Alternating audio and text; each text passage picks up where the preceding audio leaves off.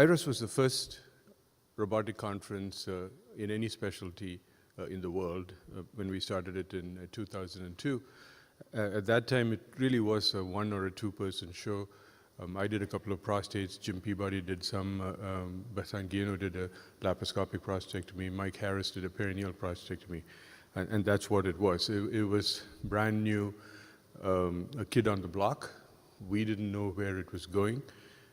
We sure had our share of lumps and bumps along the way. Today, it's transformed into what you see now, with Rani Abaza doing an IVC thrombus, Peter from Columbus, an adrenalectomy, a holoplacer from Indiana by Jim Lingerman, cystectomy, Peter Wickland, and a variety of other cases. And the fact that the world of surgery has been turned on its head is because of many people in the room. I think robotics has taken on because the younger people have embraced it.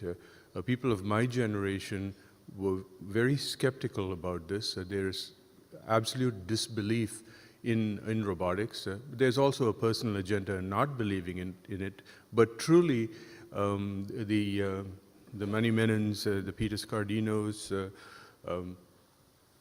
Alan is a little bit younger, so I don't know where he will stand. The Jerry Andriols, very qualified, very intellectual, scholarly people, don't see much value in robotic surgery.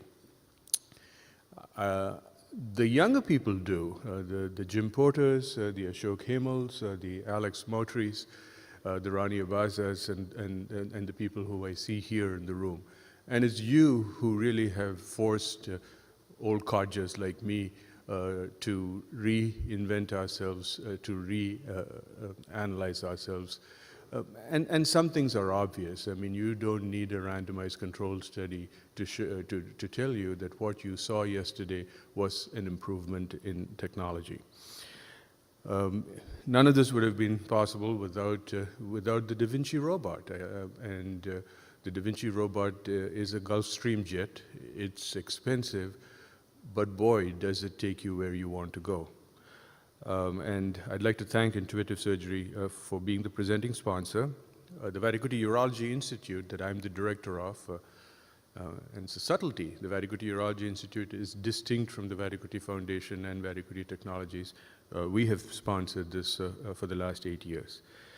Abbott Labs, Aloka Ultrasound, Orion Biosciences, Teleflex Medical, Elsevier, Scantan, Vascular Technology, Ethicon Endosurgery, Applied Medical, Covidian, Elsevier, and Klein Surgical are broad sponsors. So I thank all of you for that.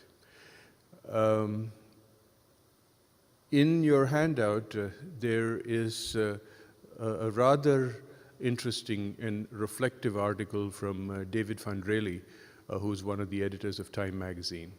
And the article is focused on how to